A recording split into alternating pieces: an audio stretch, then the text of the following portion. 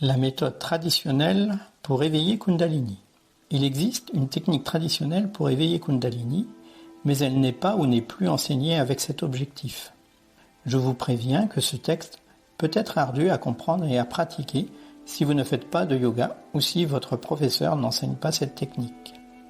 Bandha signifie fermeture, ligature, contraction musculaire.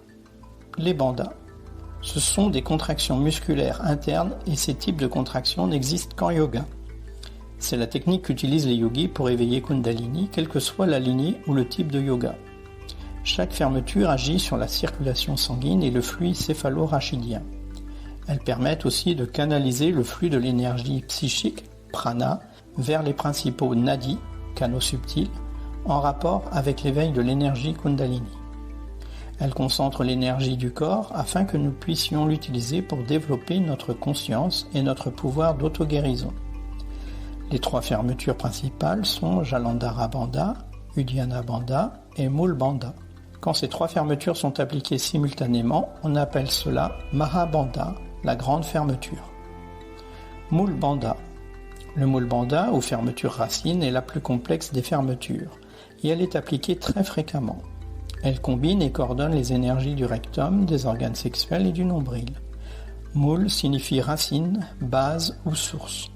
La première partie du Mool Bandha consiste à contracter le sphincter anal ainsi qu'à le tirer vers l'intérieur et vers le haut, comme si vous vous reteniez d'aller à la selle.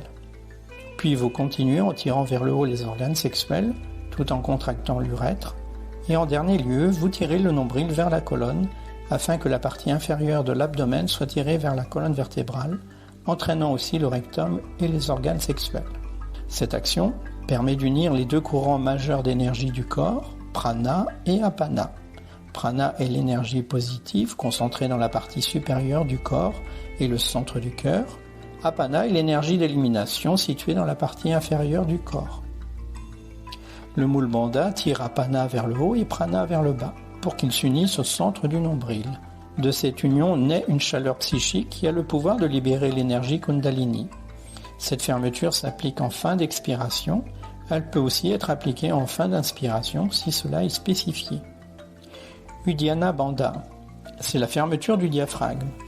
On l'applique en tirant le diaphragme vers le haut et en tirant les muscles abdominaux vers le haut et vers l'arrière. Cela permet un léger massage du muscle cardiaque. Elle est considérée comme une fermeture puissante puisqu'elle permet de faire monter l'énergie au travers du canal central, Sushumna, jusque dans la région du cou. Ceci a un lien direct avec la stimulation dans le cerveau de l'axe hypothalamus-hypophyse surrénal. Il en résulte une stimulation du sens de la compassion et cela peut donner une nouvelle jeunesse à tout le corps. La colonne doit être droite, elle est normalement appliquée en fin d'expiration.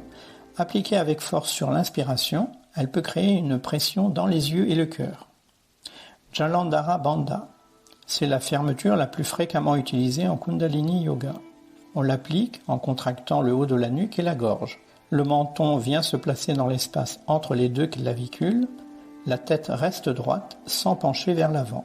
L'étirement des vertèbres cervicales permet d'augmenter le flux de l'énergie pranique circulant vers les glandes supérieures du cerveau. C'est un point crucial. Les kriyas de Kundalini Yoga génèrent une grande masse d'énergie produisant une chaleur psychique.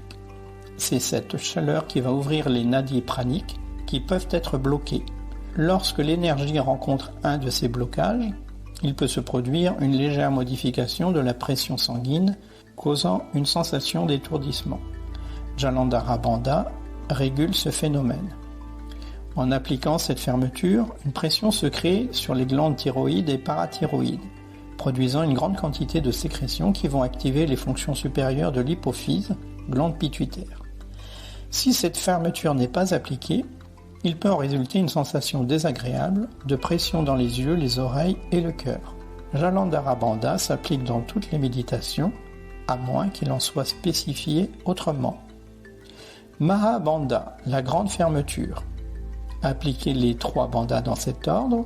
1. Jalandhara Bandha. 2. Mool Bandha. 3. Uddiyana Bandha. Lorsque vous appliquez Mahabandha, les glandes et les nerfs sont régénérés.